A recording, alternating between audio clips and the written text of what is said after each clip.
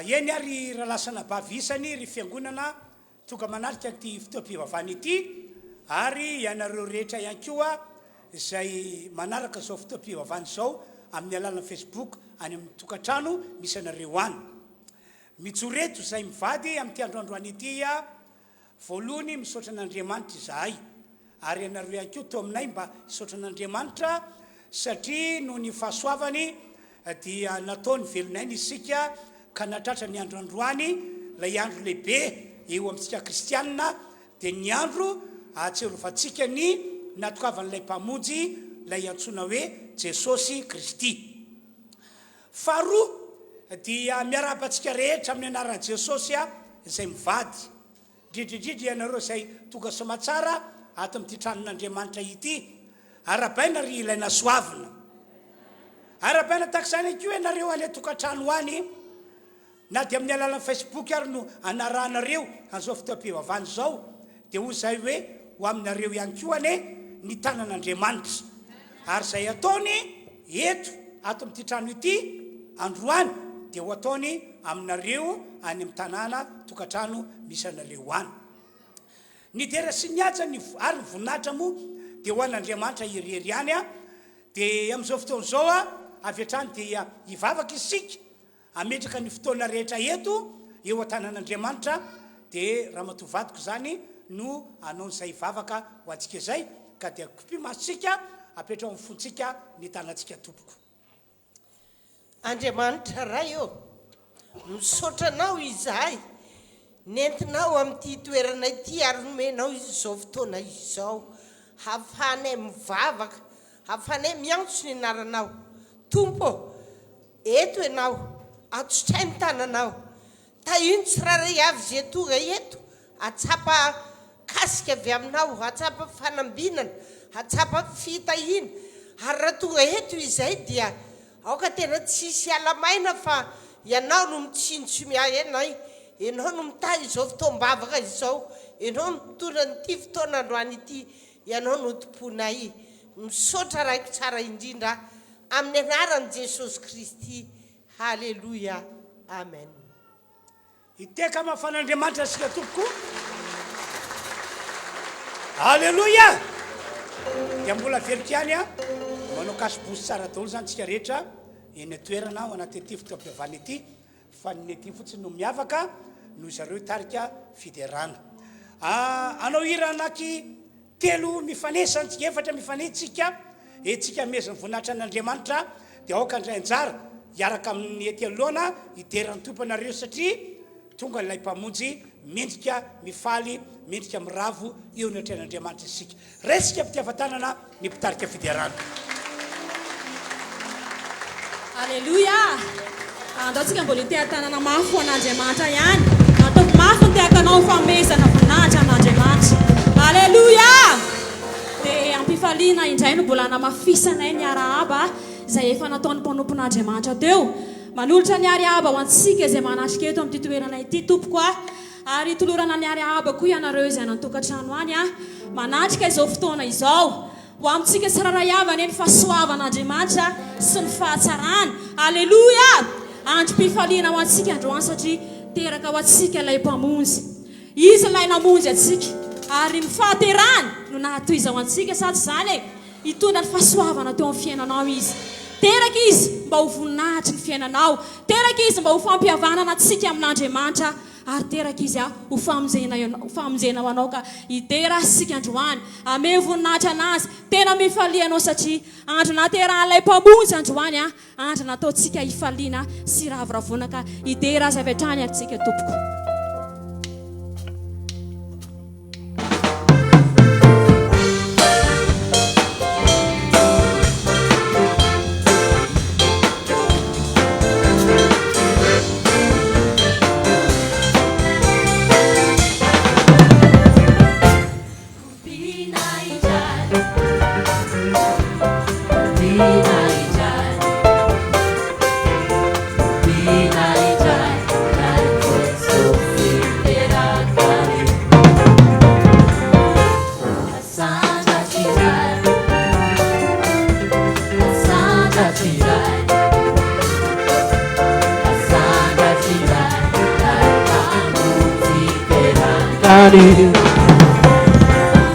Fifalina indray Christmas fifankatiavana indray Christmas fafiadanana indray hoan'izay ankasitrahany. Fifalina indray Christmas fifankatiavana indray Christmas fafiadanana indray hoan'izay ankasitrahany.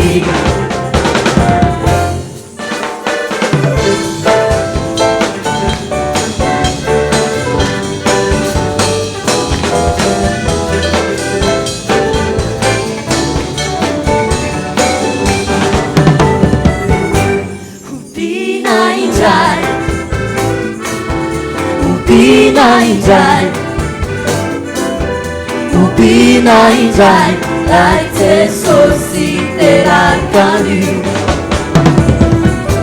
hasandratra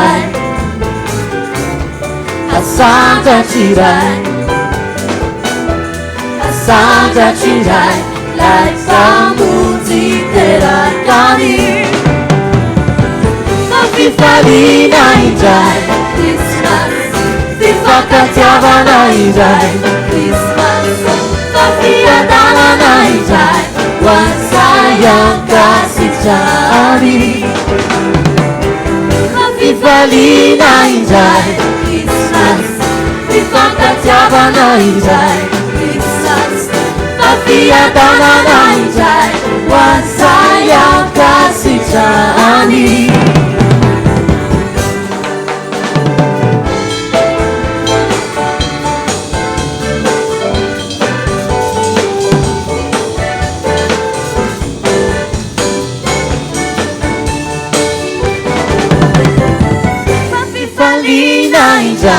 Christmas fifankatiavana indray Christmas fafiadanana indray hoan'izay ankasitrahany. Fifalina indray Christmas fifankatiavana indray fafiadanana indray hoan'izay ankasitrahany.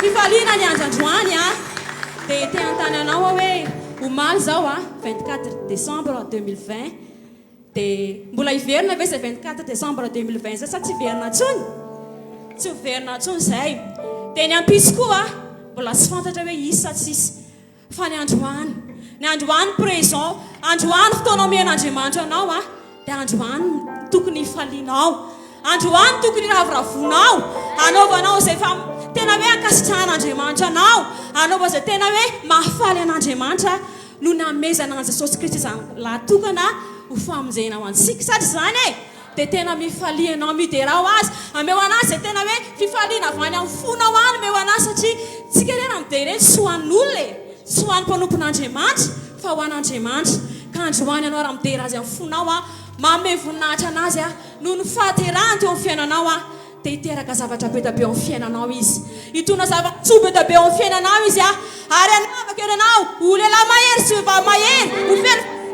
ho feno fitahiny ho feno fiadanana ary avaka raha samy olona androany ianao dia mbola men'Andriamanitra fahavelomana dia toloro anazy zany fahavelomanao zany mifalio azy ianao andao ary tsika mbola hideran'Andriamanitra avy hatrany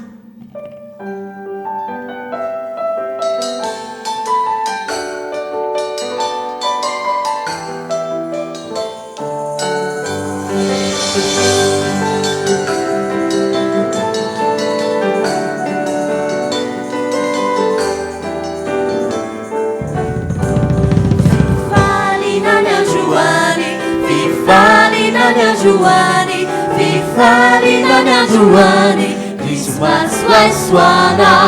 Fifalina Nyanjuani, Fifalina Nyanjuani, Fifalina Nyanjuani, Christmas Waiswana.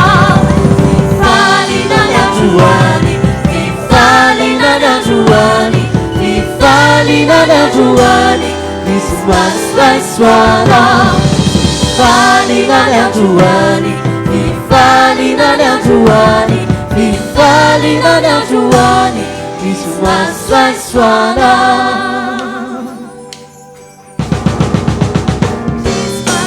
Jesus comes in, Christmas, Waiswana, Christmas,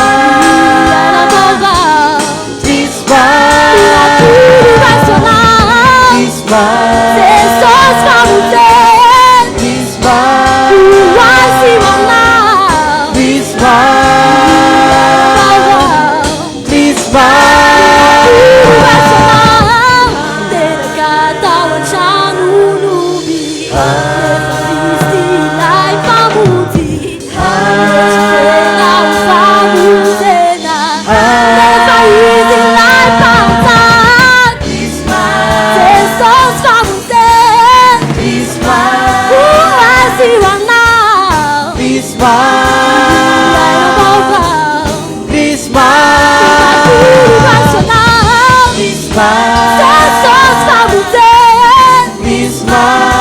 Waiswana,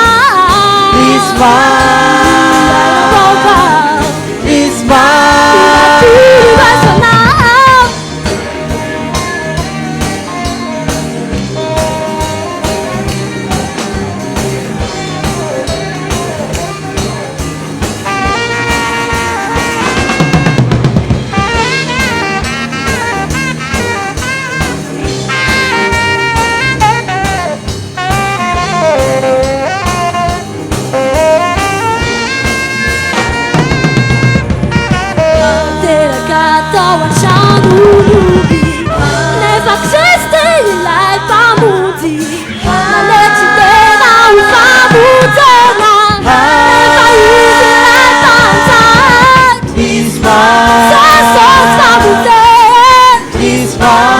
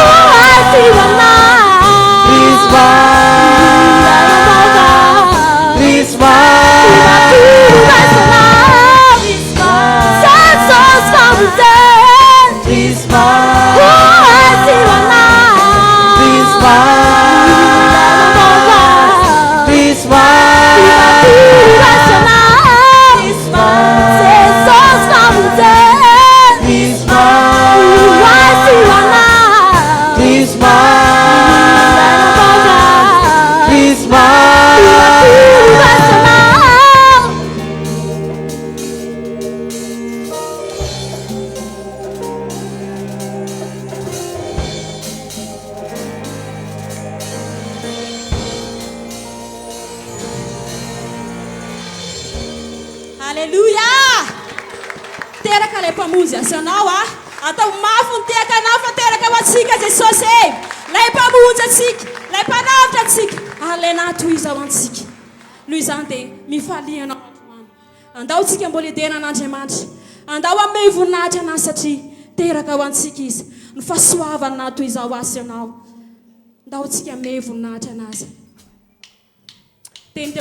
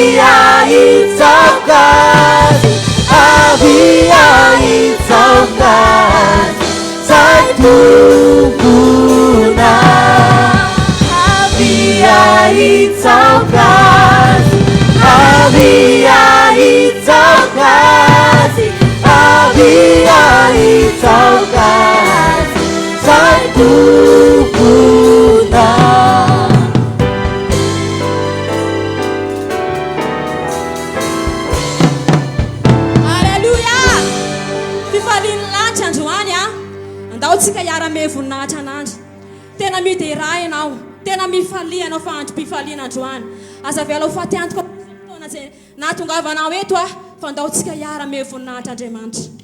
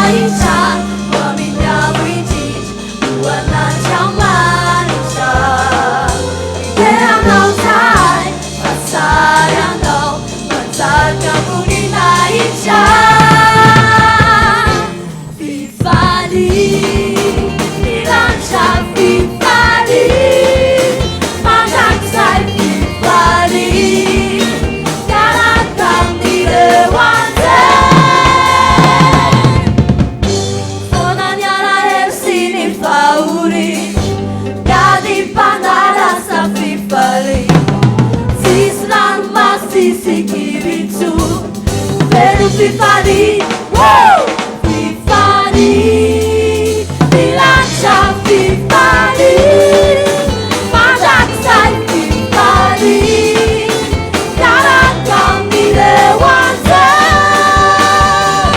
Fifani, Milancia Fifani, Majaksai Fifani, Karakami Dewanza.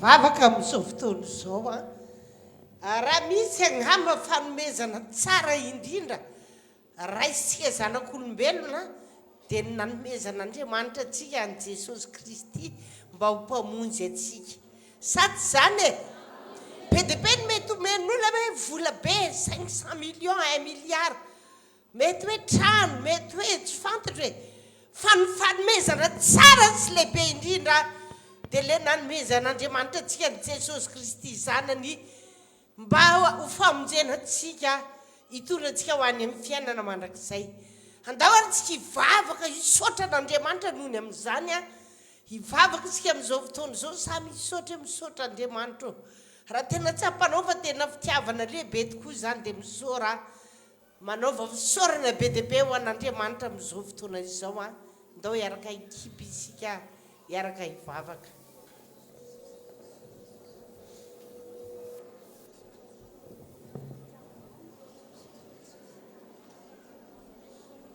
Halleluja, halleluja, misaotra raiko, misaotra Tompo ny amin'ny fitiavana lehibe nasianao anay dia nanomezanao anay an' Jesosy Kristy zanakao famonjena anay hahafahanay miditra ny lanitra handova ny fiainana mandrakizay misaotra ray tsy misy fitiavana lehibe mihoatra noho izany ka dia saotra era-poeran-tsaina entinay ho anao aterinay eto anatrianao misaotra raiko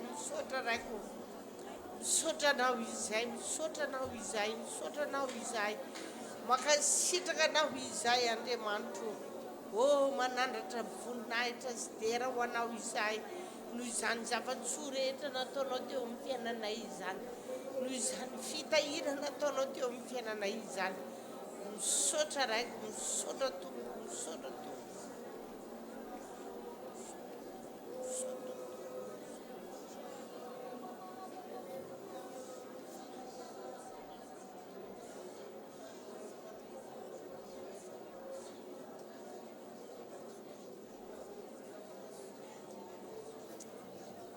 misaotra raiko mankasitraka anao izahay ny amina nomezana ho anay any Jesosy Kristy zanakao ho famonjena anay ahafany mandova ny fiainana mandrakizay Andriamanitra tahiry izao fiangonana izao sy raha ty amin'ny boky ny fiainany anaranay ento mandova ny fiainana mandrakizay zay raha miala eto amin'ity izao tontolo izao ity misaotra tompo halleloia amin'ny anaran'i Jesosy.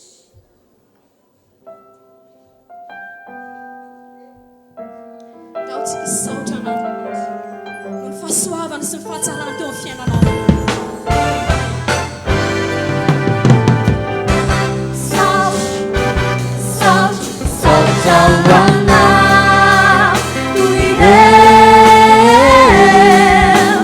Vitaina numena wai Esambata Nifanariku Situkuo Sauchawana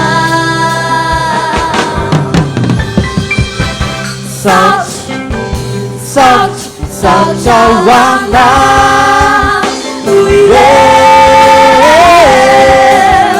Vitaina numena wai Esambata Nifanariku Situkuo Sauchawana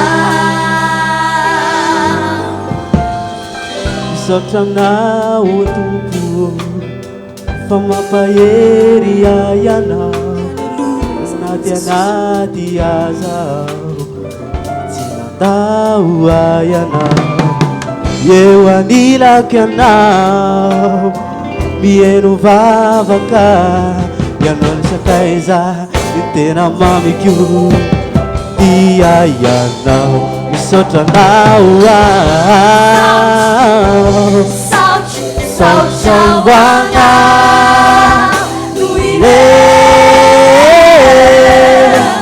Vitaina numena wai Esambata Nifanariku Situkuo Sauchawana na dia misy aza ny ady isa mitady andreraka ny fitiavanao tompo mampitsaka fona isanandro aho mankalaza aminao aho miantsoantso aho mankalaza aminao dia iteranao aho misaotranao aho Sauchawana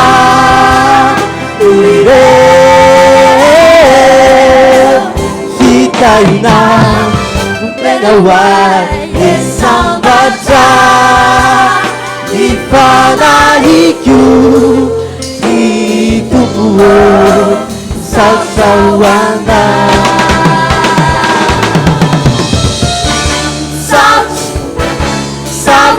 Sauchawana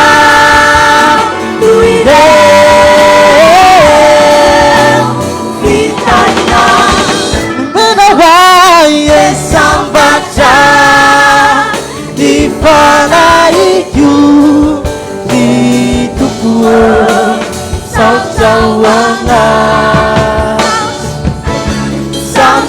Sauchawana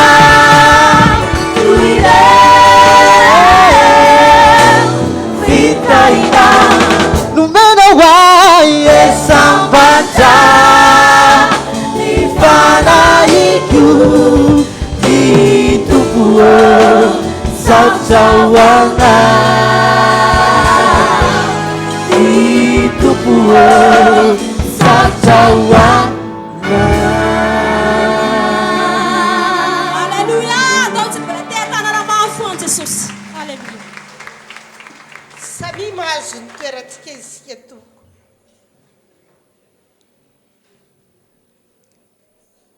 amin'izao fotoana izao indray dia tonga amin'ny fotoana isika zay ahafahantsika mitondra ny ampavolo-karenantsika ho an'Andriamanitra io ampavolonkarena io mantsy amin'ny olona na ny olona zao tontolo zao dia ohatra ny hoe fa maninona no asiana amin'izany fa maninona no asiana manao an'izany ny olona tsy zavatra noforonony zany fa ny baiboly no miteny hoe entiny ampavolonkarena nareo rehetra ao amin'ny trano fireketako mba sikanina ao an-tranoko ary izao toetra amin'izany a fa hovoako anareo ny varavaran'ny lanitra ampidinako fitahina mananambiamby tsy zavatra noforon'olombelona zany fa didy nasian'Andriamanitra ataon'ny olona manompo azy eny fa na ny olona tsy manompo azy ara dia nydidin'Andriamanitra mba hanao izany koa dia tonga ny fotoana natanterantsika ny ampavolonkarena ao aorianan'izay ihany koa dia mitondra ny fanatitra ho an'Andriamanitra isika androany nefa ny amin'ny mahandro fety azy dia manana fanehoana fifaliana anankiray isika ao anatin'ny fitondrana ny ampavolonkarena koa dia androso ireo tanora manao dansa anatanteraka an'izay zay rehetra anatin'ny ampavolonkarena ihany koa dia afaka mandroso ety aloha zany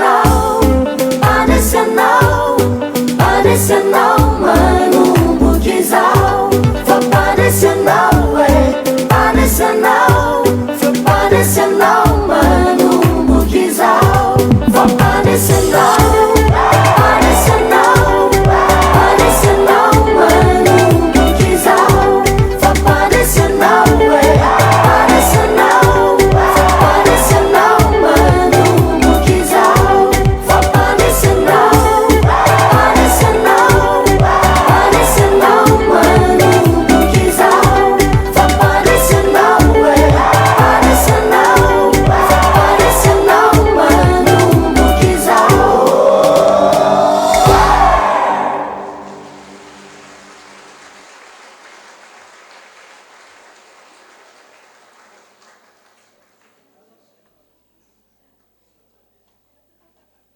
soratsika nitombo zay a mino fa natsapa fifaliantsika am'izao andro fety zao sady zany e ary tompoko efa lasa ihany ny fotoana zao motsika dia tonga ny fotoana fa antsika mandre ny tenin'Andriamanitra koa dia raha isevatra ny pasteur antsika raha ndriarevo raha velona taolo fa velo mitory teny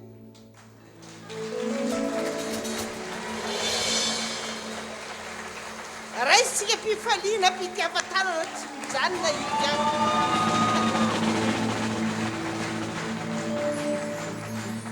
Alleluia.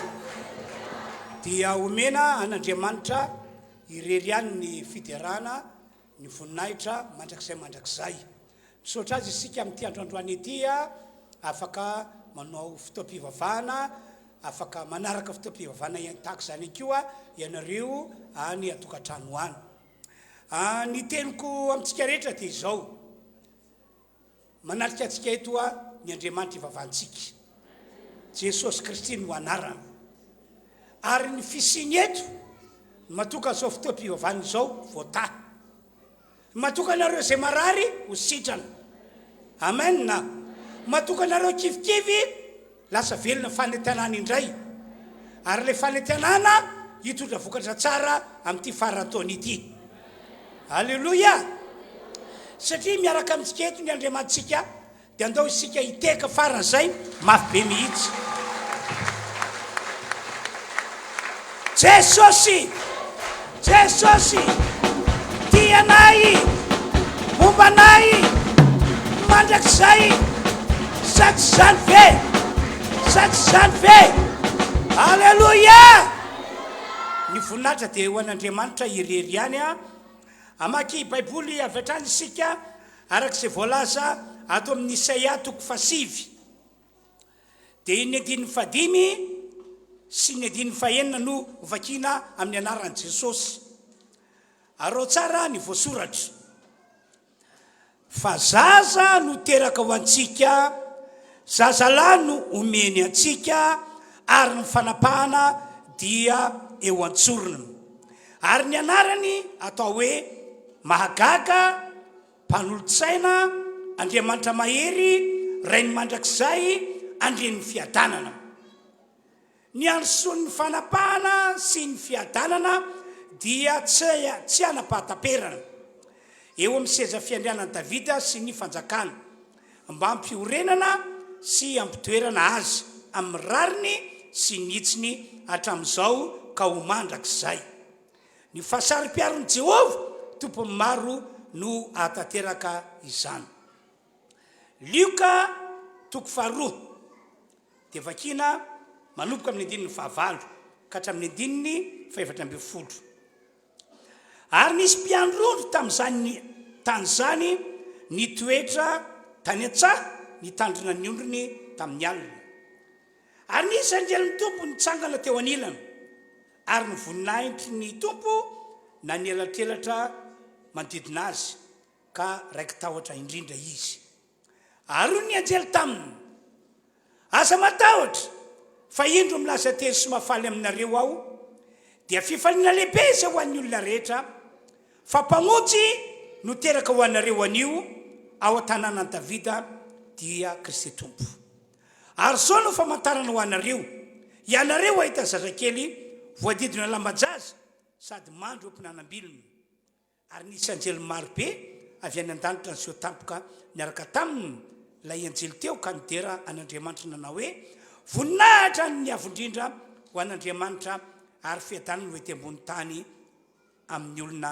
ankasitrahany avy amin'ny alalan'izay teny soratra masina no vakina izay ry fiangonana no akatsika fampianarana sy fampahiresana amin'ity androandroany ity mino aho ary matoky fa amangy antsika rehetra ny tompo androany ka zay marary tokoa dia anna fanantenana no sitrana amin'ity androandroany ity zay manana olana dia mitovy amin'izay anna fanantenana ny hovovonjy amin'ity androandroany ity ary ny rehetra dia manana fanantenana fa tsy andalo fotsiny taona 24 fa dia arabaky teny ho tahina ny ianao andre fahasoavana ny ianao ho tanteraka tokoa ny izany riavana andao mbola hiteka faran'izay mafisika alleloia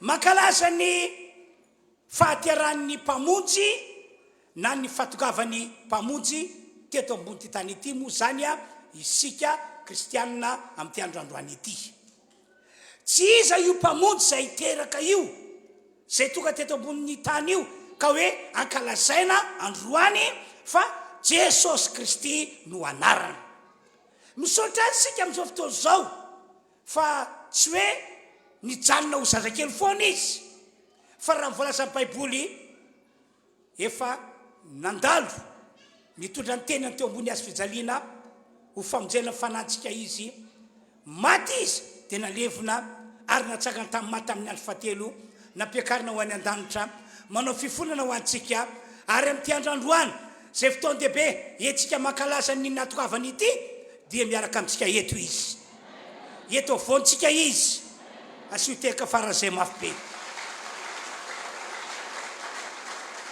fa zao anefa fahataniana apelako amintsika rehetra atraiza ny tena finonao an Jesosy atraiza ny tena fahafantaranao mazava ny am Jesosy tsarofo tsara ny fiangonana tonga eto a fa miankina amin'ny finonao sy ny fahafantaranao an Jesosy ny etsika magaga ataon'Andriamanitra eo amin'ny fiainanao miankina amin'ny finonao sy ny fahafantaranao an Jesosy no anamarinana n'Andriamanitra fa mpamonjy tokoa Jesosy Kristy ko raha mino ianao mino amin'ny fonao manontolo ary fantatry ny fanahinao ao anatinao ao fa mpamonjy Jesosy dia tiako milaza aminao fa ny olona tahaka izany tsy maintsy ahita an'Andriamanitra miasa amin'ny fomba lehibe tsy takatry ny saina ahita an'Andriamanitra miasa izy amin'izao faraparan'ny taona 24 izao ary tsy ho latsaky izany ihany koa zavatra lehibe zay ataon'Andriamanitra ho hitany sy ho tsapany amin'ny taona vaovao 2024 zao fotsiny mila mino an Jesosy anao fa izy no misy izy no Kristy izy no mpamonjy ity zao tontolo zao ty mila manaiky an'izany ny fanahinao dia ahitan'Andriamanitra miasa anao araky ny nambarako teo zany hoe tsy andalo fotsiny ty taona 24 ity fa dia ahitan'Andriamanitra miasa ianao ho iao ary amin'ny taona vaovao iny dia aimbola ahitan'Andriamanitra anao zavatra lehibe ianao ame ohatra angiao mba ho tafitany aminareo a zay tian'Andriamanitra ampitainy amin'ity andro krismasy ity toka tany Galilia lay tanàna nalehibe azy Jesosy toka tany Jesosy niaraka tamin'ny herina niaraka tamin'ny fanahy masina sy ny herin'Andriamanitra dia zao zava-nisy tantarain'ny baiboly fa hovakiko aminareo lay voasoratra ny amin'izany rehefa aveo ny ely tao amin'ireo tanàna manodidina ny Galilia ny lazany Jesosy ny ely satria ny olona tao nino azy ho Mesia nino azy ho Kristy nino azy ho mpamonjy ity zao tontolo zao ity ary zay finoana nananan'izay no fototra na tonga ny fanasitranana magaga avy any an-danitra tonga tao amin'ireo olona ireo fototra na tonga ny fanafahana fototra na tonga famonjena fototra na tonga fagagana fototra na tonga ny fitahiana tonga tao amin'ireo olona ireo eno tsara kely voasoratra liko toko faefatra dia vakitsika ny 5:12 ary Jesosy niverina tamin'ny herin'ny fanahy nakany Galilia dia niely tamin'ny tany rehetra manodidina ny lazany niverina tamin'ny herin'ny fanahy nakany amin'ny tany Galilia Jesosy dia voasoratra hoe dia niely tamin'ny tany rehetra manodidina ny lazany fa ny tao atapy-tanàna kosa tao Galilea tapy-tanàna indrindrindra fa tao amin'ilay atao hoe Nazareta na lehibe an Jesosy dia tsy mba toy zany zavatra nitranga. Ny nafantaran'olona Jesosy mantsy indrindrindrindra tao Nazareta dia tsy mba hoe le Mesia na hoe le Kristy na hoe le mpamonjy fa izao nafantaran'olona azy dia hoe le mpandrafitra, le zanak'ilay mpandrafitra, zanaky Maria. Dia ny fomba fiteniny aza dia hoe orzalahy, tsy ranona sy ranona ve no ralahiny, ary tsy ranona sy ranona ve no anabaviny zay monina sy manodidina antsika eto. Zany fotsiny zany no nafantaran'olona an Jesosy. Ary ambony zany tantarain'ny Baiboly fa ny fampianaran Jesosy sy toroteniny dia nanafotoanany olona tao Nazareta, satria tsy mba fampianarana mitovy tamin'ny fampianarana amin'ny fariseo sy ny satseo zay nazatra ny sofiny, fa fampianarana tena hafa mihitsy, fampianarana tena hafa, toroteny tena hafa, hetsika tena hafa. Zany zavatra nitranga tao Galilea indrindra tao Nazareta. Ary vokatry zany dia voafetra ny asa zay nataon'i Jesosy tao amin'ny tanàna Nazareta, voafetra arabaky teny. Le tantarako teo hoe tao Galilea sy manodidina ny eliny lazany, tonga tao ny fanasitranana, ny fanafahana, ny famonjena, ny fakakana, ny fitahina avy amin'Andriamanitra nataon'i Jesosy. Fa tao Nazareta zara fa nisy apahany kely mikasika ny fanasitranana avy amin'Andriamanitra izany, satria ny olona tao Nazareta tsy nino azo Mesia, tsy nino azo Kristy, tsy nino azo mpamonjy, fa zavatra hafa no nafantaran'ny olona an Jesosy. Andao nge vakina ny voasoratra ato amin'ny Mateo 7:20, arao tsara nge le izy andiny fa enina 3:20 ka hatramin'ny 9:20. Ary rehefa vitan'i Jesosy rehefa noaran'ireo dia niala teo izy, ary no tonga tany amin'ny taniny izy, tonga tany amin'ny tany Nazareta, dia nampianatra ny olona tao amin'ny sinagoga, ary talanjona ny olona ka nanao hoe avy taiza re no nahaza olona ety zany fahendrena sy asa lehibe izany? Tsy le ety va le zanaky ny mpandrafitra? Tsy Maria va no anaran'ny reniny? Ary tsy Jakoba sy Josefa sy Simona ary Jodasy va no ralahiny? Ary ny anabaviny moa tsy ety amintsika avokoa va izy? Ko avy taiza no nahaza olona ety zany zavatra rehetra zany? 9:20. Ary tafitohana taminy izy. Fa ho Jesosy taminy tsy misy mpaminany tsajainy afa-tsy amin'ny taniny sy ny mpianakaviny ihany. 9:20. Eo zany le vokadratsin'ilay tsy finoan'ny olona Jesosy ho Mesia, ho Kristy, ho mpamonjy.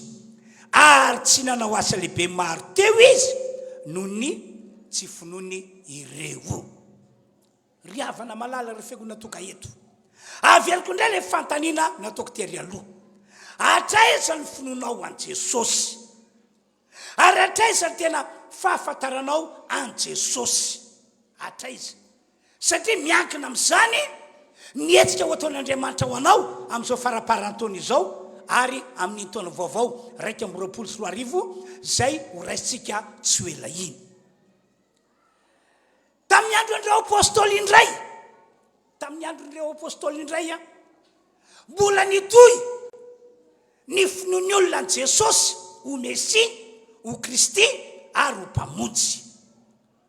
Ary vokatry zany dia tantarain'ny Baiboly ho vakiko rehefa avy eo ihany koa ny voasoratra fa nirohatra daholo ny olona tao Jerosalema sy ny manodidina ny tanàna Jerosalema, nirohitra mba hanaton'andreo apôstôly, mba hanaovana vavaka, mba hanaovana fanafahana, mba handray tsodrano. Nirohatra ny olona. Inona nampirohatra ny olona? Satria fantany tsara hoe reto apôstôly reto no lay niaraka tamin'i Jesosy, tamin'izany fotoanandro zany. Reto apôstôly reto no lay nahazo fahefana avy tamin'i Jesosy mialohan'ny niakaran'i Jesosy ho any an-danitra. Tena nino ny olona fa dia Jesosy tokoa no Mesia, Jesosy no Kristy, Jesosy no mpamonjy. Ary zany finoana nananan'izany hoy aho no namporohatra ny olona nanatona ny reo apôstôly mba anaovana vavaka fanasitranana, anaovana vavaka fanafana mba andray sodrano ihany koa. Ary tsy magaga raha ohatra ka zay rehetra toka teo na iza na firy dia sitranon'Andriamanitra daholo no afan'Andriamanitra daholo. Ary ety ary nampitola gaga hatramin'ny aloka Petera, aloka hainao zany hoe aloka tandindona. Rehefa naperaka teo marary dia nandalo Petera, dia zay nandalovany aloka Petera sitrana. Tsy nampianatra zany ke Jesosy, tsy nampafantatra ny fisinjatra tahaka zany ke Jesosy, fa le finoan'le olona mihitsy no nafaliny tany an-danitra. Tena nety be tamin'Andriamanitra finoan'ny olona hoe Jesosy no Mesia, Jesosy no Kristy, Jesosy no mpamonjy. Vokatra zany nitrangany fahamantarana sy fahagagana lehibe. Andao ke vakitsika ny voasoratra ato amin'ny Asin'ny Apôstôly toko 5 eno tsara ny voasoratra ao. 12.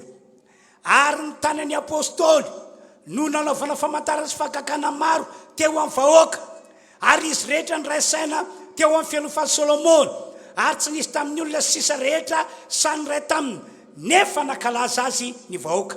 17.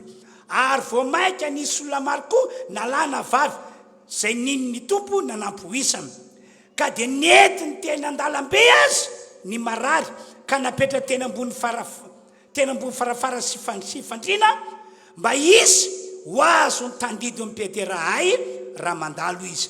19. Ary ny olona maro avy tamin'ny vohitra manodidina ny Jerosalema dia nivory koa nitondra ny marary sy zay nampahorian'ny fanahy maloto, dia sitrana avokoa izy rehetra.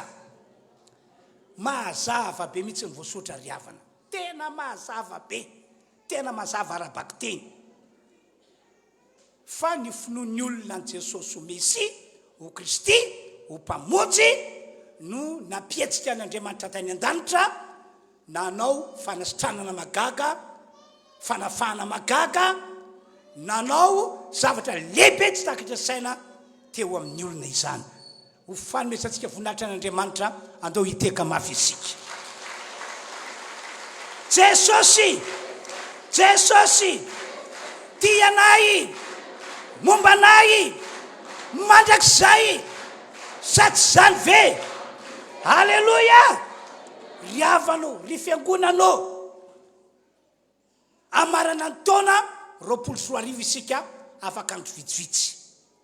Ary araka ireny fanentanana nataoko ireny dia miandrandra an'Andriamanitra anao zavatra lehibe isika mialohan'ny amaranana ny taona. Amen na? Miandrandra an'izany tsika. Fa izao tompoko, misy condition. Fa io Andriamanitra efa pare hitondra fahasoavana ho antsika mialohan'ny amaranana ny taona. Maika moa fa tahorina n'ilay fotoana lahady teo zay nanaovantsika fisaorana sy fankasitrana an'Andriamanitra tamin'ny zavatra rehetra.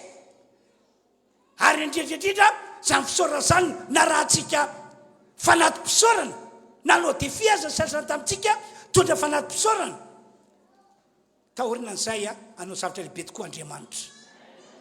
Fa izao tompoko, condition, mila mahafantatra tsara an Jesosy ianao hoe iza marina mo Jesosy. Ary ambon'izany araka ny fampianaran'i Paoly apôstôly, ilaina fantatrao mazava ihany koa ny zava-miafina mikasika any amin'i Jesosy. Mila fantatrao mazava, mila tena fantatrao lalina. Andao ke vakitsika ny teny nataon'i Paoly ato amin'ny Efesianina toko 7 andiny 7 sy 4. Eno tsara. Ary 5. Fa fanambarana no nampahafantarina ay zava-niafina araka ny voasoratra tamin'ny teny fohifohy teo. ary arak'izany raha mamaky anareo dia ho ainareo fantarina ny fahafantarako ny zava-niafina ny amin'ny Kristy zay tsy mbola nampahafantarina ny zanak'olombelona tamin'ny taranaka lasa tahaka ny fanambaran'ny fanahy ankehitriny amin'ny apôstôly masina sy ny mpaminana.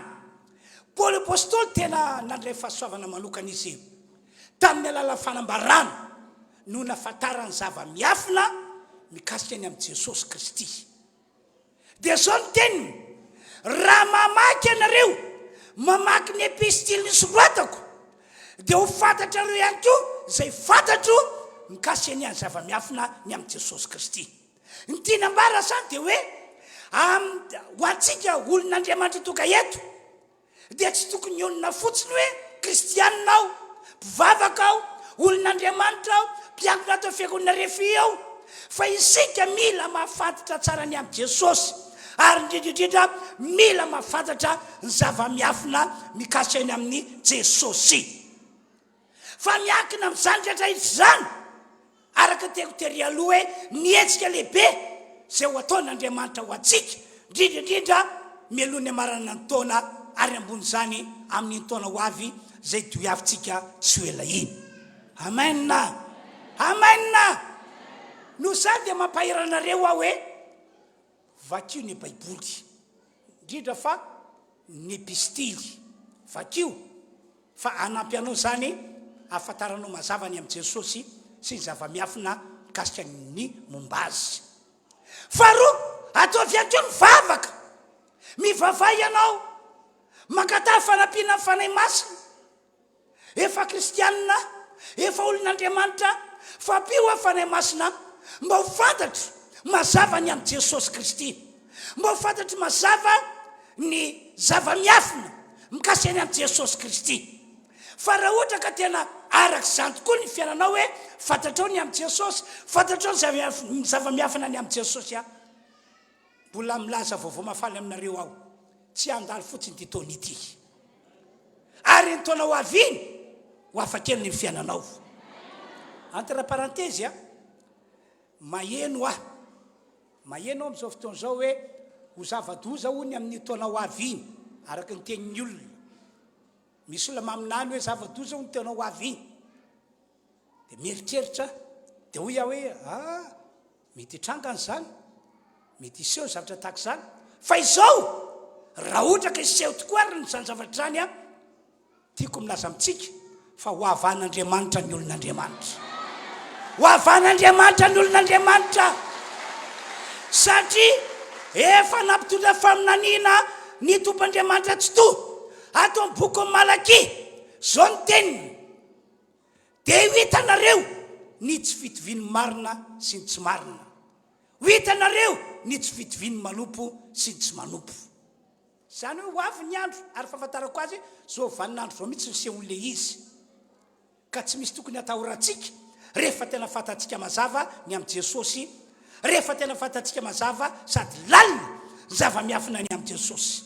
Amin'ny anaran'i Jesosy ho tanteraka ane zany ho avan'Andriamanitra nisika rehetra asio teka mafy be. Alleluia, alleluia. Eto dia mbola matsiaro ny tenin'ny mpanao salamo hoe raha tahaka izy eo amin'ny salamo 150 tsy misy antony atahorako, tsy misy antony ampangofotra na mpiravoravo tanana satria fantatro fa mpamonjy moraso indrindra ny Andriamanitro zay vavahako. Amen. Amen. Ny voninahitra ny eo an'Andriamanitra irery ihany. Dia ino tsara aza ny fanazavana entiko mikasika ny amin'ny Jesosy hoe iza marina mo Jesosy. Zao aloha tandremo mba tsy hitovy amin'ny fahafantaran'ny gentilisy sy ny fahafantaran'ny olona zao tontolo zao any Jesosy ny fahafantaranao azy. Tandremo mba tsy ho tak'izany ny fahafantaranao an Jesosy, fa raha ohatra ma tsy tak'izany dia tsy afaka ny anao zavatra lehibe aminao Andriamanitra.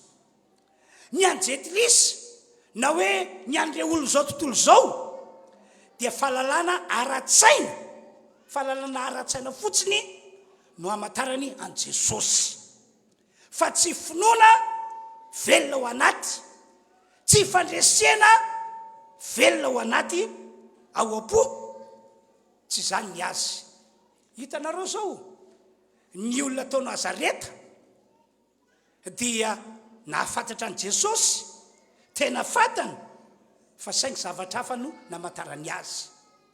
Dia inona moa ny azon'Andriamanitra tao? Lay novakina tamintsika teo, Matthieu 7:20 ary tsy nanao asa lehibe maro teo izy noho ny tsy finoany ireo. Ka aza mba isan'ny olona tahaka zany isika fiangonana manarika ty fitoam-pivavahana ity. Ka iza tokoa moa Jesosy, zay le fantanena napetraka ty ary aloha.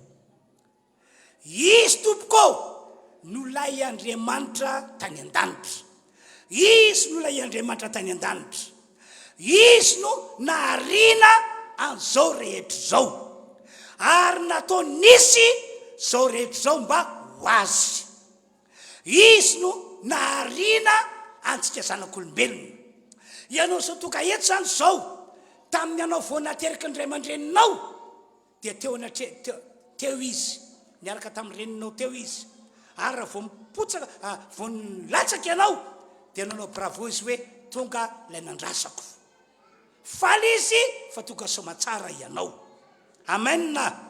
Zany mantsy fa manana programany aminao io Andriamanitra io. Drandray moa tsy azon'olona olona loatra ny famarinana zany, fa le ady le olona ny zavatra sarotra, ino oatra midominao fiainany, dia ino oatra ny hoe maharisy azy, fa Andriamanitra manana programa tsara ho anao. Indrindra fa ianao zao efa novojeny zao. Engane, ka isongadina zany amin'ny taona ity, isongadina zany amin'ny taona ho avy, ho tanteraka izay manao maina mafy izany. Halleluja! Jesosy ihany koa, izy no talohan'ny zavatra rehetra ary miankina aminy ny faharetany zavatra rehetra.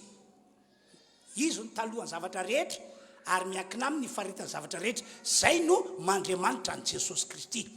Ka ny tena lehibe indrindra tiako voarainareo zany dia hoe Andriamanitra Jesosy Kristy. Andriamanitra Jesosy Kristy. Zay mahatonga ny faminaniana any amin'ny Isaia any hoe iza moa ny anara Jesosy? Ny anara dia Emmanuel. Dikanao Emmanuel dia hoe amintsika Andriamanitra. Dao vakina indray ny voalazan'ny Baiboly ary atao Kolosianina 1:.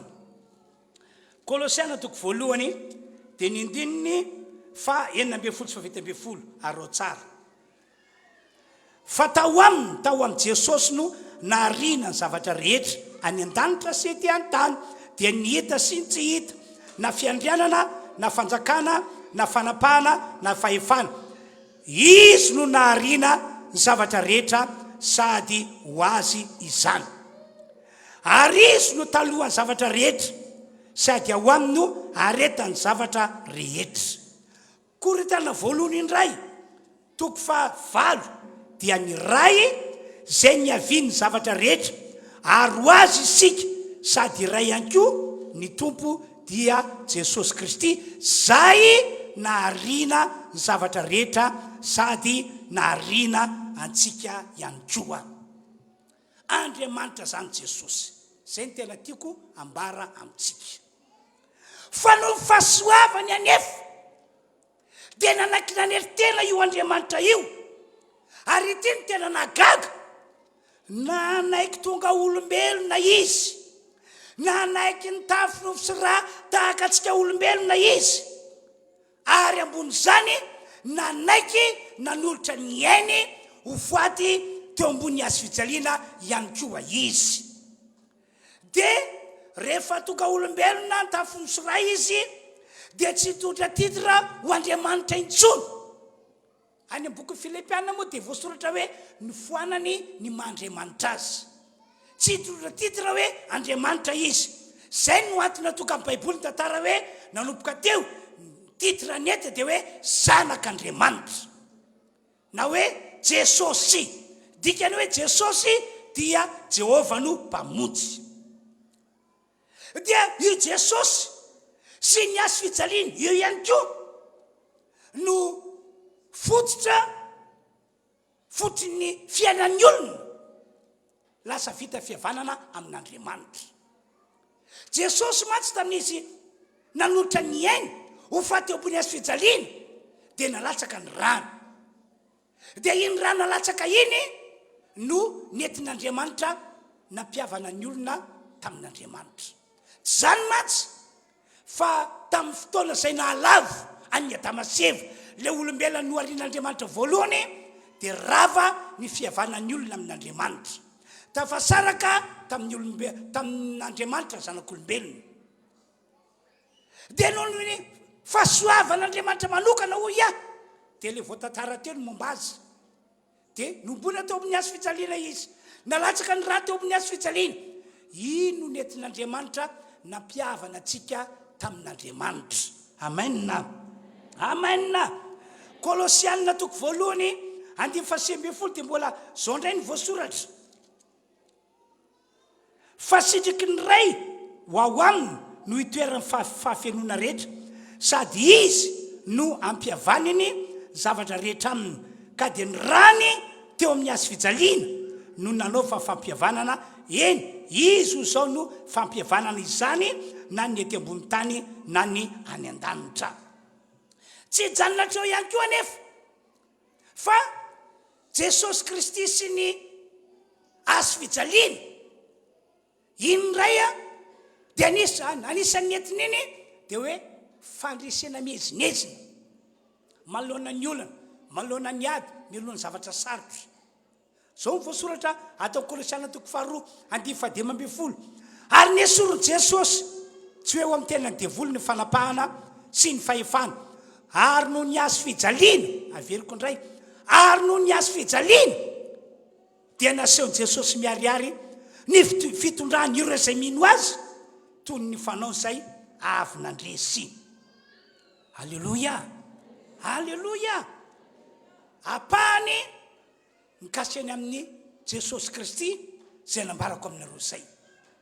Koa raha inonareo, inontsika rehetra amin'ny fotsika manontolo zany. Ary resinao ho tenao fototry ny fiainanao dia tiako milaza aminao fa tsy handalo fotsiny ho ia ty taona 24 ity, fa milony amarana taona dia anao zavatra lehibe aminao Andriamanitra. Amen. Dia mampahiranareo ho anareo izay mandraky ny androany matsapatena hoe tena mbola olana ny fiainana, mbola ady ny fiainana, mbola zavatra sarotra ny fiainana. Aza kivy zany ianareo. Tamin'ny alady teo ange nampahiranareo aho ary tamin'ny fahasahiana no nanambarako fa zay nitondra fanatim-pisaorana, zay nisaotra an'Andriamanitra ary mbola narana fanatim-pisaorana le izy, dia azoko antoka fa Andriamanitra hitsojo manokana zany olo zany. Amen. Za zao tamin'ny herinandro ity dia nandre olona niantso amin'ny telefônina dia nitaraina olana izy, taraina ady, taraina zavatra sarotra. Dia tsy nakivy aho akory zany satria fantatro toetra ny io Andriamanitra io, fantatro ny zavatra ataony. Misy fitsapa-toetra, misy fizana toetra kely aloha, fa Andriamanitra fantatro fa amonjy ny olony amin'izao faraparan-taona izao. Ny fantaniana tao anatiko fotsiny rehefa nandreandre olona niantso amin'ny telefônina ny tenako dia izao hoe Andriamanitra tena nanao fisaorana sy fankasitrahana anao tokoa ve izy tamin'ny alato teo? Tena navita nanao défi ve izy fa hitondra fanatim-pisaorana na dia mbola ao anatin'ny olana sy ny ady ary zavatra sarotra? Zay le fantaniana tato an-tsaiko, satria raha tena zay tokoa ny nataony tena sako mijoratra Andriamanitra amin'ny anaran'i Jesosy fa izy famonjena lehibe ho ataon'Andriamanitra ho an'izany olo zany. Amen. Amen.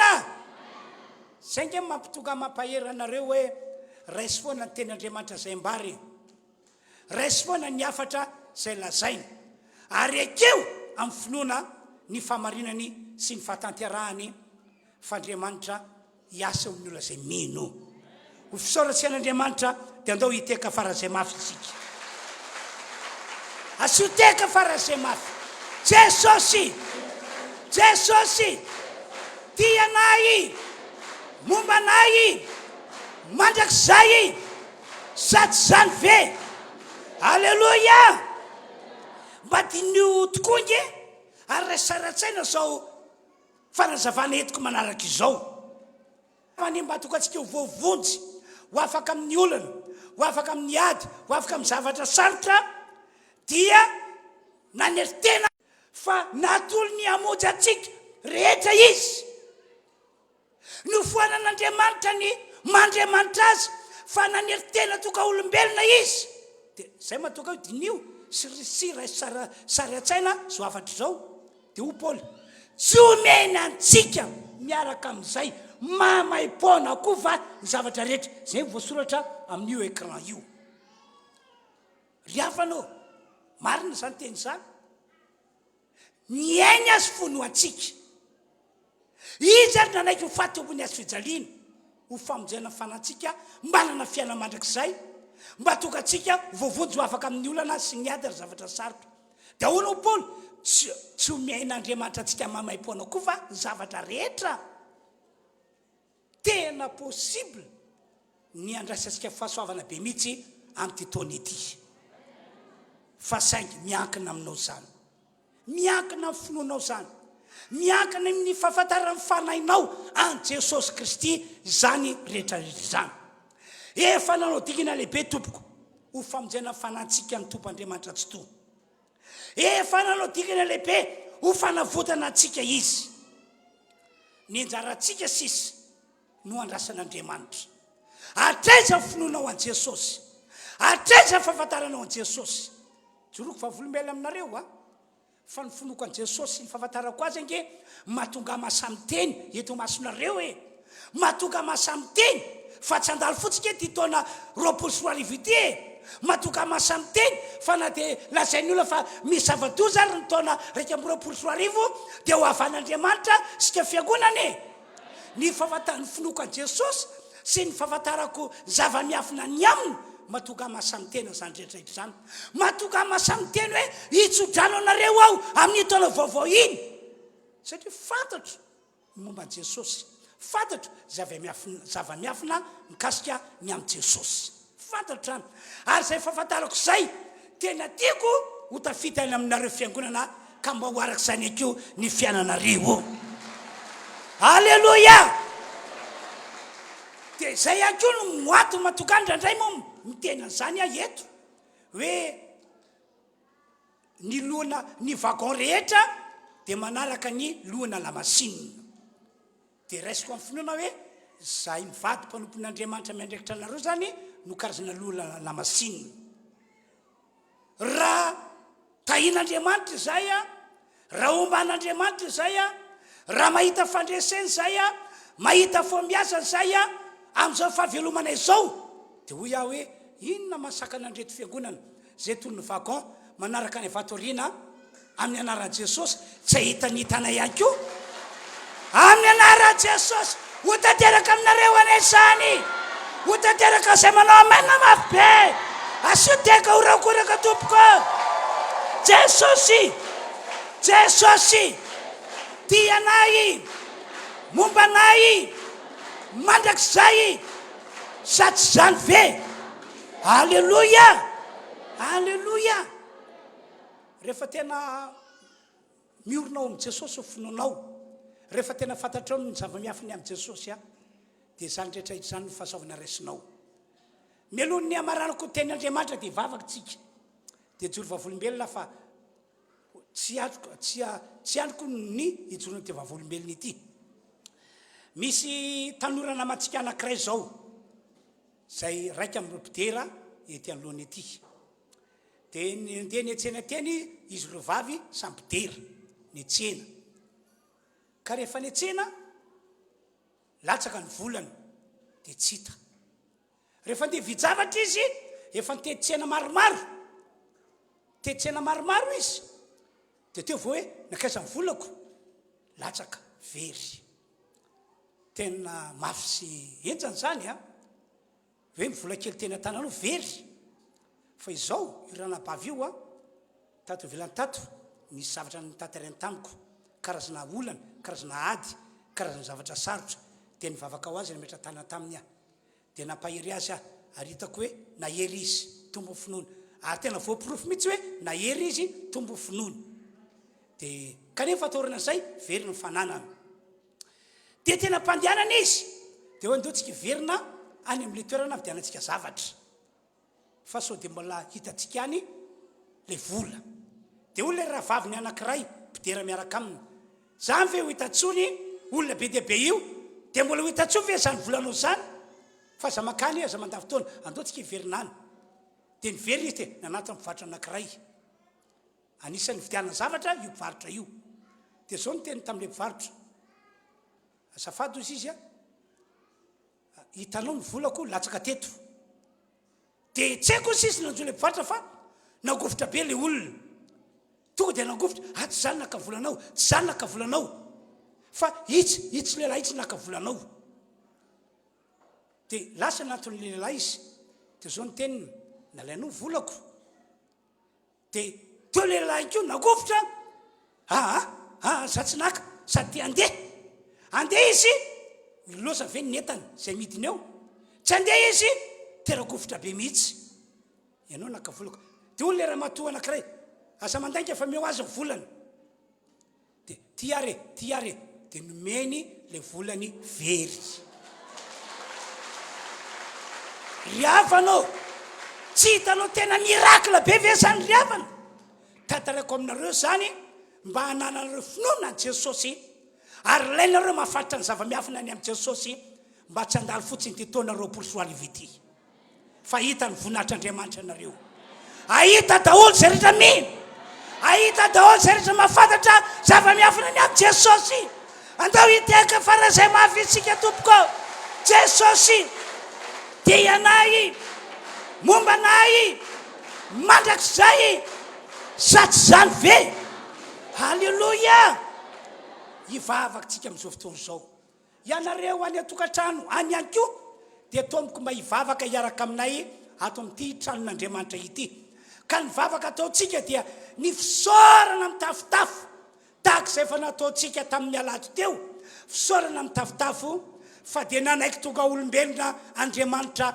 tafonosy raha ka dia nomeny antsika ny sanan'ilay tokana atao hoe Jesosy raha ohatra ka tsy mbola nandray azy ianao dia raiso izy hitra ao anatinao saotra n'Andriamanitra ny amin'izany isika faharoa mangata fanampiana fanay masina ianao mba anampianao izy mba ho fantatrao mazava ny amin'ny Jesosy ary fantatrao lalina indrindraindrindra ny zava-miafina mikasika ny amin'ny Jesosy mangata fanay masina fanampiana avy amin'ny fanay masina ianao ary farany aza mirorosaina na misalasala intsony fa ny titony ity izy zavatra lehibe ho ataon'Andriamanitra ho anao eny na dia fa lasa ary ny herinandro taorina ny alahady teo dia aza tanondrika anao aza kifikivy anao velomy foana fanantenana fa Jesosy efa nafony ainy tsy omena anao miaraka azay koa fa ny zavatra rehetra ndeo hivavaka arak'izany fanentanana atoko izantsika tompoko samy vavaka izy misaotra anao zahay ry Andriamanitra io mame voninahitra anao amin'ny anaran'i Jesosy izay rehetra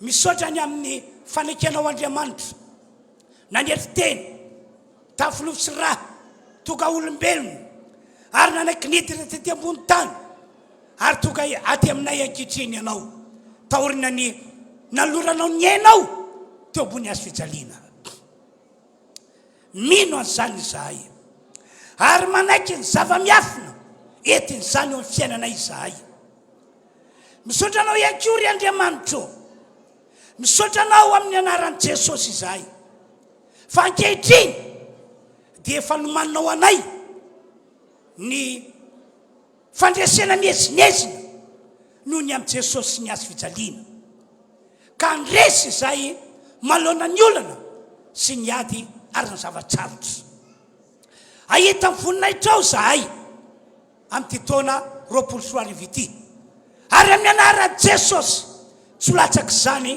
zavatra hitrango amin'ny fiainanay amin'ny taona ho avy raika amby roapolo amby roa arivo iny fanay masino midina aminay ianao ka pio zahay mba hitombo ny falalanay ny amin'ny zava-miafina mikasiny amin'ny Jesosy mikasiny amin'ilay zanak'Andriamanitra samy mivavaka izy ary raha matsapy ianao fa misy fanay ratsy mampirorosaina mampisalasala eo aminao roa izy toero izy asa mandeha izy asa manaiky asa mame toerana ho azy mihitsy anao toero izy asa mandeha izy halleluja halleluja titiko amin'ny anara Jesosy ny fanay ratsy titiko amin'ny anara Jesosy ny fanay ratsy lay mampirorosaina lay mampisalasala zao dia zao miala zao dia zao miala mandehana mandehana mandehana kiale kiale kiala amin'ny anara Jesosy lasa ianareo ry fanay ratsy lasa ianareo mandeha maty programme ianareo fa nivoaka n'Andriamanitra maso famindrapo dia hita voninahitr'Andriamanitra amin'ny taona ity ireo izay mbola ao anaty miady olana sy zavatra sarotra amin'ny anara Jesosy ho afako tanteraka izy ho afako tanteraka izy tsofoko rano ahita voninahitr'Andriamanitra amin'ny taona ity misaotra Andriamanitra misaotra misaotra misaotra anao ao tompo reko ny feonao zay mitoriny fitiavanao nefa mila atsangany finoanao anatona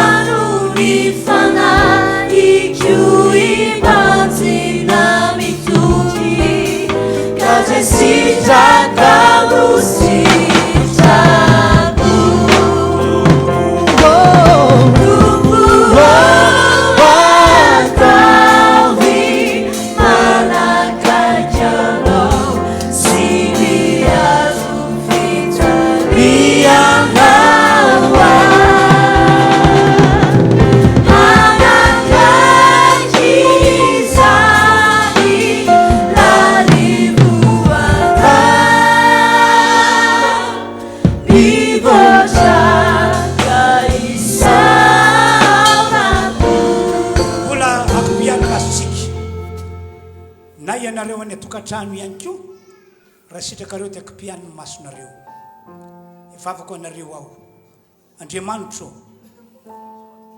mbola manovavaka aminao ao ary amin'ny anara Jesosy no anaovako ny vavaka ho amin'ny rehetra ny famindraponao lehibe noho ny amin'ny Jesosy Kristy maty teo ambony hazo fijaliana nandatsaka ny rany ary nalevina sy efa nitsangana tamin'ny maty ary manao fifonana ho anay eo an-tanakavananao Andriamanitra amin'izao fotoana izao dia atao fitsapanay rehetra ny herin'ny famindraponao ka ny fahotanay ny elokay amarino fa efa nentin'i Jesosy tamin'izy maty teo ambony hazo fijaliana ary ny vokatry ny fahotana sy ny elokay ihany koa dia amarino fa efa tsy eo aminay intsony izany ankehitriny dia solonao fahasoavana amin'ny raradraraka fitahina manana ambiampy zany zavatra ratsy efa nesoronao taminay izany Ary tanteranao zany am'izao taona 2024 mialony amarany tontolo ity. Ary vavaka ao Andriamanitra zany anko no entinay mamarina ny taona sy mandray ny taona vaovao 2024.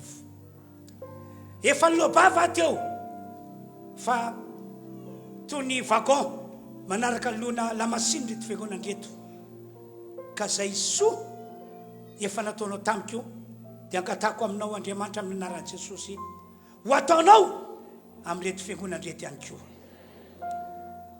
Ataonao miavaka zao fiangonan'izao. Misaotra ry Andriamanitra io, misaotra ry lay izy hatray ka ho mandrakizay amin'ny anaran'i Jesosy no anaovana vavaka. Misaotra Tompo. Amen. Dao isika saotra Tompo amin'ny tehaka tompoko. Taovy mabe mihitsy ilay tehaka. Alléluia.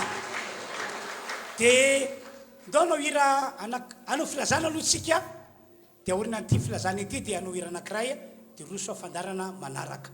Eno tsara filazana tompoko. Androany andro zoma, androko Krismasy. Amen na.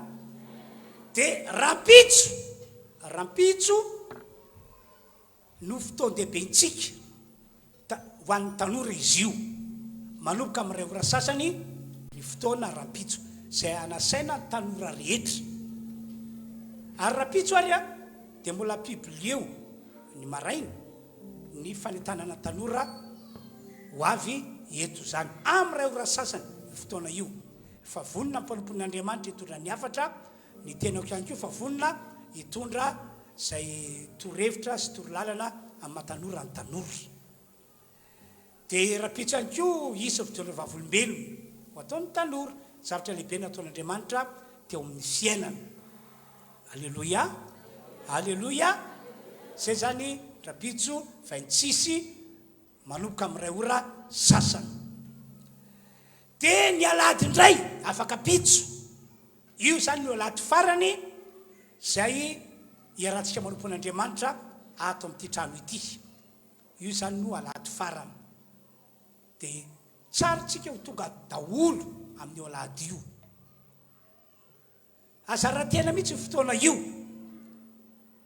Fa maro amintsika no efa nanoman'Andriamanitra programa hoe androtsan'Andriamanitra fahasoavana izy ka tongava zay mino moa dia inoko fa ho tonga izy.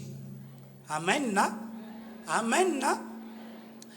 Dia ny filazana anankiray fahatelo ihany koa dia izao ny alahady fahatelo ny volana janoary.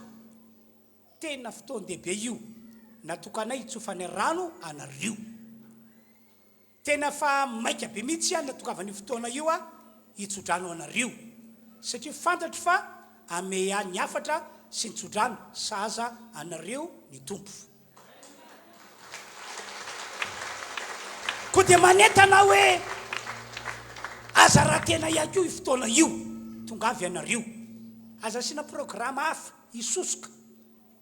Aza vela isy fikapika nataon'ny devoly anakanareo tsy ho avy. Fa tongava ianao ny vady amanjanakao na zay olom-patatrao ho avy eto. Dia takizao zany ny fotoana ny tsodrano io. Alahady 3 izy io alahady fahatelo volana janoary. Ny anankiray fotoam-pivavana manomboka amin'ny enina. Dia ny anankiray faharoa fotoam-pivavana manomboka amin'ny 7 takizao hatretsika izao. Ary ny anankiray fahatelo fotoam-pivavana manomboka amin'ny 10. Amin'ireo zany no hitsofany mivady rano anareo. Dia itsika moa zany mila mamonjy fotoam-pivavana fanoroana dia ilay amin'ny 12 ora atoandro na ilay amin'ny 2 ora tolakandro. Dia ny amin'ny 12 ora sy ny amin'ny 2 ndray dia io ndray natokantsika anaovana fisaorana. Vao aza ny tsodrano tsy avy hatrany dia araka fomba fitenin'ny olona hoe barakay fehefazona ny tsodrano. Fa tsara ianao misaotra an'Andriamanitra ray amin'ireo ora ireo na amin'ny 12 na amin'ny 2 ora.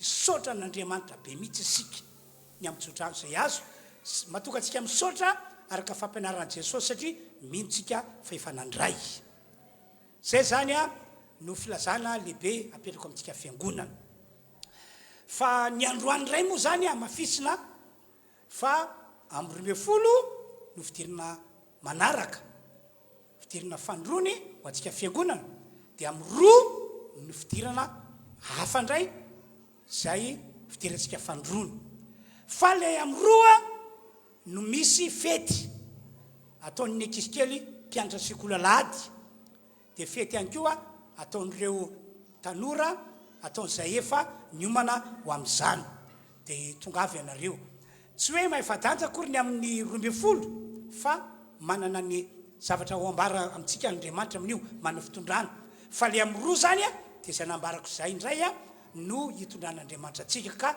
alamino arak'izay mety aminao ny fotoananao tompoko zay zany ilay filazana lehibe fa anao hira anankiray miaraka sika eo am-pitsanganana fety ny andro ka rariny raha ohatra ka tena mba hifaly sy ravo isika manginona toantsika rehetra mena ndoantsika hitsanganary a dia angatantsika repitarika reto a anetana atsika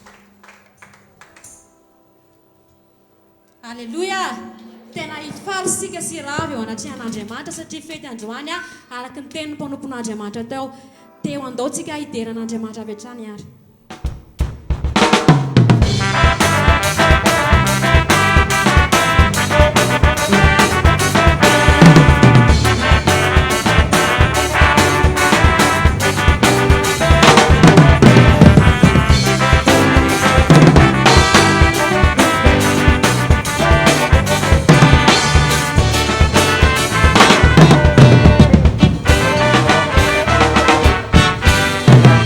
Sandra tarfaravarana fakula buanu favatu pasatanu avarata ila sakwe avuaye na sekonya nchi pasa tazuma ambara kon faifa kunu kon nifana matenesa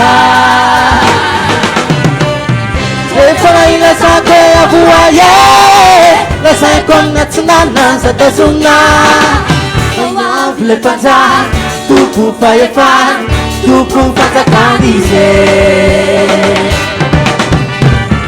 ize teso suluize le panza kampuni naija ize teso suluize le panza kampuni naija ize teso suluize le panza kampuni naija oh ize teso suluize le panza kampuni naija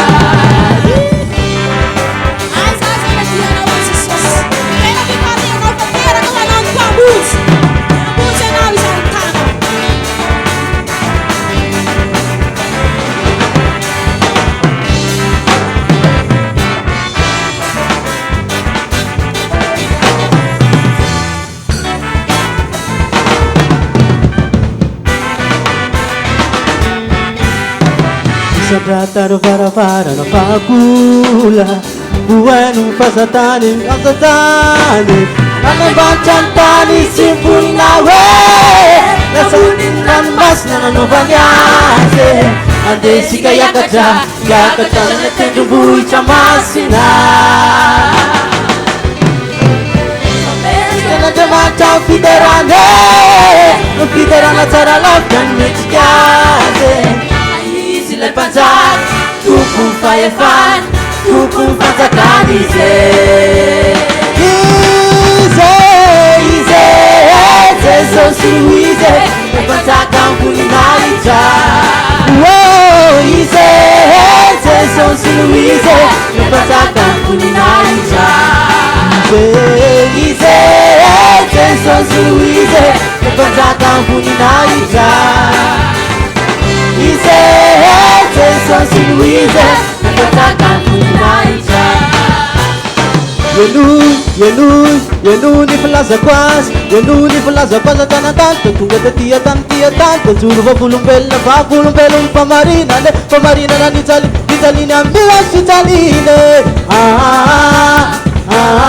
Tamy amin'ny vena tsy tisay telo andro tasainy fitana tao mamaoa fafatesana nitsangana hoan'ny fasana fa ho taksy falasany.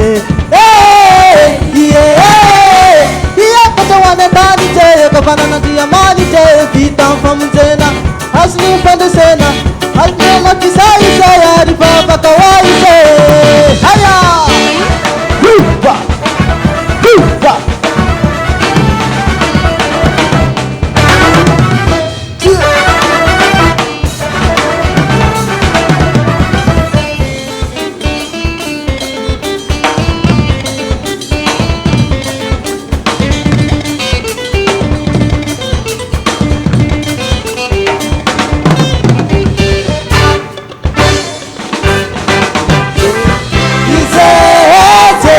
Luise, me panzaka amboninaitra. Ize, Jesosy Luise, me panzaka amboninaitra. Ize, Jesosy Luise, me panzaka amboninaitra. Ize, Jesosy Luise, me panzaka amboninaitra. Oh, oh, oh, oh, oh.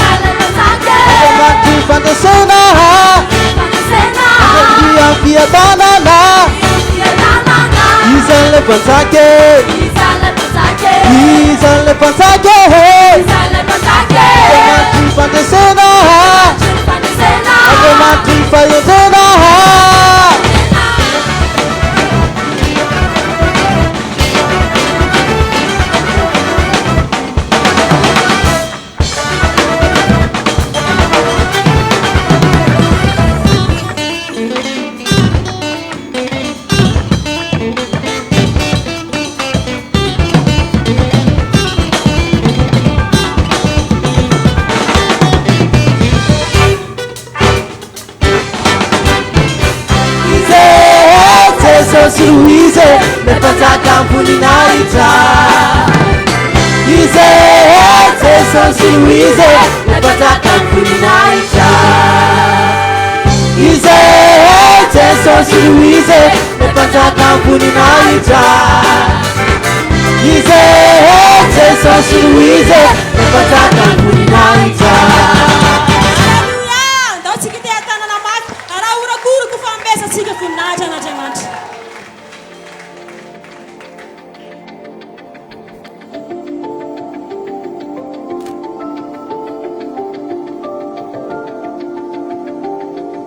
Haleluya.